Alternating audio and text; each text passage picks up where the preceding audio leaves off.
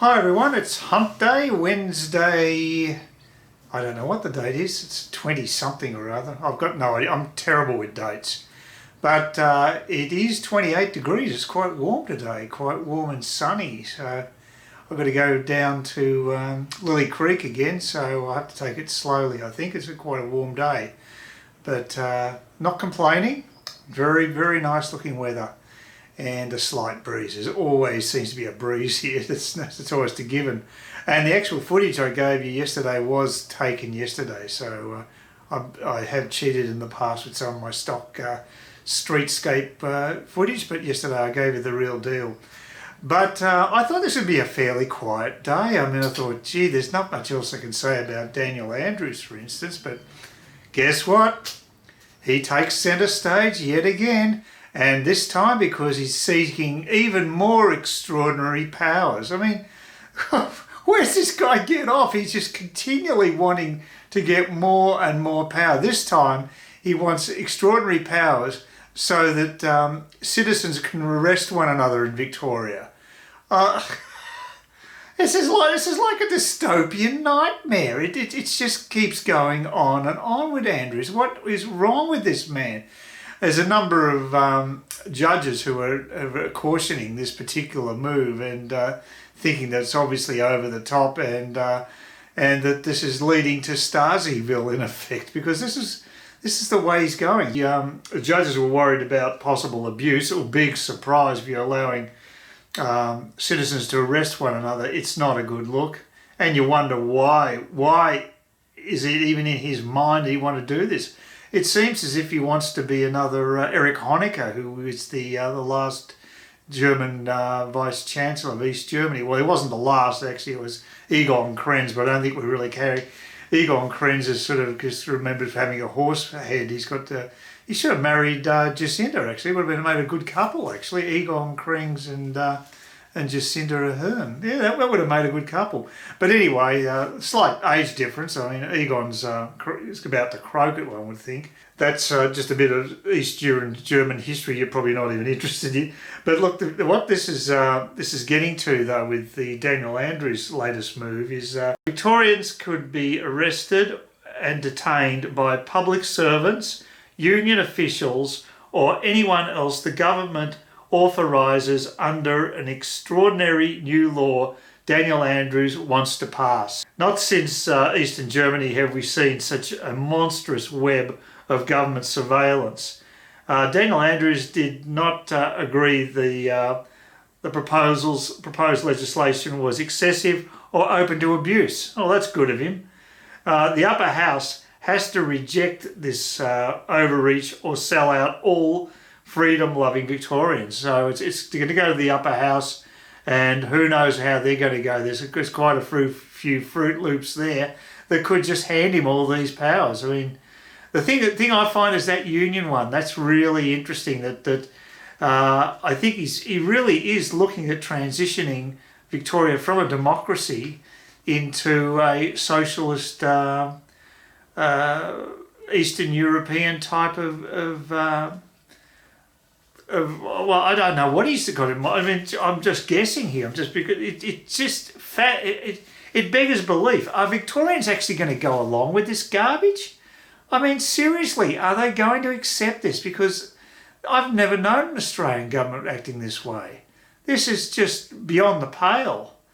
Do Victorians care at all about their freedoms? You've got to wonder. I mean, the people that have replied to this particular site have obviously shown disgust at what's going on there. But this site is dedicated to basically restricting Daniel Andrews' powers and hopefully getting him out of office ASAP. So I'd expect that from people that come to this site. But the average Victorian, what are they thinking? Do they really want to live in an Eastern European dystopia? Oh boy, I don't know. So now I'm moving on to something a little more pleasant. Wouldn't be hard. Now the question is, has Sweden beaten coronavirus? That's a very good question. Experts claim Swedes now have herd immunity and have avoided a second wave. Well, I hope that is true. I've always thought that the Swedes had a very sensible approach to all of this. And you talk about countries that have the hubris of thinking they've basically defeated the coronavirus, such as New Zealand. Well, clusters came back. You can't defeat this sort of thing. It's just insanity. And the Swedes are taking a much more pragmatic approach to it, realising that it's a virus and it'll have to basically follow its course. Anders Tegnell, who's the guru of this particular herd immunity effort, said voluntary hygiene measures had been just as effective as complete shutdowns. Sweden kept schools open for children under 16, very sensible. Banned gatherings of more than 50 people, and told over 70s that are vulnerable groups to self-isolate. Now, those are all very sensible policies, I think, and it allows the productive members of society to go about their business and keep the economy ticking over. They're not mutually exclusive. People get in their heads that you have to defeat the virus. You have to defeat. It's got to be a medical thing. Well, no, it's not. It's a fight to preserve the economy at the same time as minimising the risks that are caused by the medical aspects of the virus. I mean, it's a balancing act, like most things in life. But the media and zealots have pushed this medical thing so much in most countries, they've actually caused a lot more damage to the economy. So the balance has been just out of whack. Now, the death rate is related to older people being infected and how well the health system can cope. Well, that also makes good sense. It's nice to hear some common sense finally. And now this is actually some journalist from Sydney decided to take on Daniel Andrews and got a lot of stick for it. His name is Dentham Hitchcock. Sydney reporter asked Andrews whether he would wreck his state's economy to save lives. And Andrews, of course, came up with some BS reply that didn't satisfy Mr. Hitchcock. So he asked the question 2 more times to try to get a straight answer out of Dan, which is a very, very difficult thing to do, apparently. And Andrews basically avoided the question by referring to the National Cabinet, which is the biggest load of BS I've ever come across. It's basically Morrison's creation, and it's been a disaster in my opinion. So, yeah. So he's basically using it as a way of shielding, avoiding answering the question, which is pretty pathetic, but that's what you'd expect from Dan Andrews. Another story here, this jam-packed today with a lot of stories. Shocking tests expose the shambolic scenes at the heart of Melbourne's hotel quarantine program, which was an absolute disaster. Victorian government officials were hesitant about the hiring of private security guards from a cowboy industry. Now, it looks like the Victoria Police recommended these cowboys. Why am I not surprised? I mean, they've covered themselves in glory, the Victorian Police. Yeah, a lot of arse covering taking place there, I think. Why Andrews won't confirm his plans lockdown easing restrictions may have to wait. So it looks as though Andrews' easing of restrictions is not on the cards in the near future, which is very disappointing.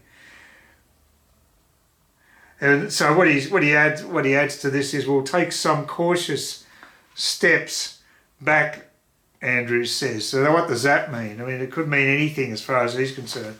He seems to like keeping a tight grip on Victorians, and it's a maniacal tight grip. He just seems to be obsessed with keeping Victorians under the thumb. And there's got to be a lot of Victorians that get utterly fed up to the back teeth of this. I just don't see how they're going to elect this guy again, but I just don't understand Victorians. If they do, well, I think they've signed their own death warrant. I think the state's going to go downhill for some time. It really needs an injection of life back into it. and needs to get employment up and running again. The whole country's paying for the incompetency of Daniel Andrews. Now here's an interesting article. I think this is actually from news.com.au, which is quite surprising because this is a bit of common sense. Why COVID borders were Australia's biggest mistake.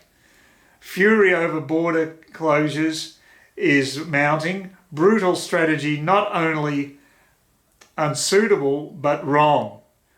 Finally, common sense. I mean, that is spot on. 6 academics and medical experts from countries' top units and health institutions told the Australian Financial Review that there was no public health benefit to state borders closures, with some labelling the policy politically driven. Well, that's interesting. I'd agree with that too. The elimination strategy from certain states is not sustainable. It isn't. You can't eliminate the virus. I mean, where do these fools get this in their head? It's never been done before and it won't be done in the future. You can minimise it, control it, but you can't eliminate it. This is ridiculous. This is the Herald Sun also confirming that Dan will not confirm restrictions easing. He's a stubborn, hard-ass dictator, basically. So it's very sad from his point of view, but there is a bit of common sense coming into the argument now, and that's encouraging. There's a couple of articles there that did actually use common sense and showed that there are people thinking about this rather than just using emotion and flying off the deep end. We need to think about employment, about people going back to school. All these things need to happen, and we can't just continue on sticking our heads in the sand and thinking that we can just eliminate this virus. It's an absurdity, and I mean the real black mark in Australia is on Victoria. It's dragging us all down, particularly Victorians who are suffering and shouldn't have to. This is disgusting. Daniel Andrews, pull your head in. I think you're going to be tapped on the shoulder by Labor Party at some stage. You just can't continue on this way. You're just going to rub everybody up the wrong way, and you may destroy the concept of democracy in Victoria forever the way you're going. That's a bit of hyperbole, I guess, but certainly it's damaging Victorian democracy in the short term, and that's bad enough as it is. So fingers crossed things get better. Look, if you enjoyed this particular update, please give me thumbs up, thumbs down. You know the drill, and comments are always appreciated. I got a few comments on the cooking, and some people are actually trying the recipe, so that'll be very interesting. I hope they don't end up in ER. I mean, it hasn't done any damage to me, but no, I think it's a fairly benign recipe. It's quite a healthy recipe, and it should actually improve your health. So I wouldn't worry too much about that. If you follow what I did, the only thing I'd actually add is I did add a little bit of salt to the spaghetti. I didn't show you me cooking the spaghetti. That's pretty bland. Like I say, I'm assuming most people know how to cook spaghetti, but that's about the only use of salt I have in that recipe. Just a little bit of salt when cooking the spaghetti. That's it. Otherwise, no salt added. So there you go. Have a great day. I don't know if it's as good as here. 28 degrees. That's pretty well ideal. That's beautiful weather. And it's a nice day for a walk down Lily Creek. And I will shoot some external footage, which I'll probably use tomorrow. Yeah, like I say, please consider subscribing to the channel as well. I'm creeping up towards the 600, but only one extra sub, so I'm still got 9 to go. So it's a bit of a hurdle. So please, if you could help, it'd really help if this video went viral. But I have no control over that. Sometimes they just take off. The ones I did yesterday were all sort of pretty average sort of viewerships. They're okay, but they were nothing like when it takes off, it goes into the thousands, and that's just got to be an algorithmic effect with Google. So who knows what's causing that? Best thing I could do is try to keep the quality of the videos up and do them every day, and that's the best way. The things are on the up and up. I mean, the channel is getting more popular, and I'm very happy with the feedback. So thank you very much for all that. And I hope a few our Swedish viewers appreciated I made another reference to your successful control of coronavirus. Well, I think it's successful. I know there's distractors, but I think you're doing a damn good job there, and it's a bit of Nordic common sense coming into play, which is appreciated. So I hope everybody all around the world watching this has a great day, and I'll catch up with you again tomorrow.